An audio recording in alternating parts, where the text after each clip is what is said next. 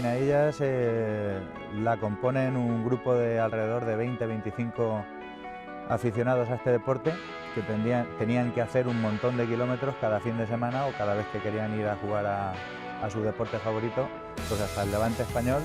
Generalmente la idea surgió en uno de esos viajes. Ellos dijeron, ¿por qué no en Albacete hacer un campo de golf y oye, nuestro deporte favorito lo podemos jugar aquí en Albacete? Fue positivo.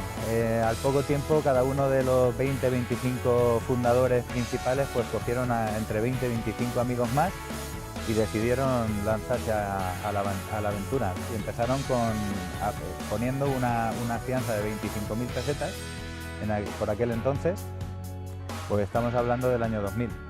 Al final inauguramos en el año 2002 y en esa fecha había ya alrededor de 600 acciones familiares, porque aquí las acciones es un club social, las acciones son familiares, componen al socio titular, al cónyuge y hijos menores de 26 años.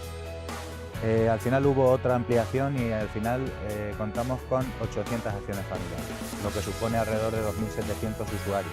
El campo fue diseñado por Severiano Ballesteros.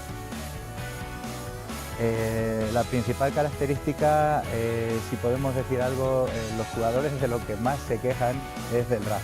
El RAF es duro, está bien poblado. La verdad es que hemos conseguido un club que es verde de pared a pared, como solemos decir. La característica principal quizás sean los greens. Los greens son pequeños y tienen bastante ondulación. Y casi todos están en alto, lo cual le hace ese grado más de dificultad que podemos tener. Es llano, no es tampoco un club que necesariamente tengamos que jugar en buggy. Necesitamos y queremos que venga gente de fuera y de hecho pues en el año pasado la verdad es que hubo más salidas de gente de fuera que otros años. Tenemos torneos importantes, pues como pueden ser los circuitos de Gambito y el Corporate. También tenemos torneos como el Corte Inglés, tenemos muchos locales. También tenemos uno que hacemos en septiembre con motivo de la Feria de Albacete, quizás uno de los más importantes del club.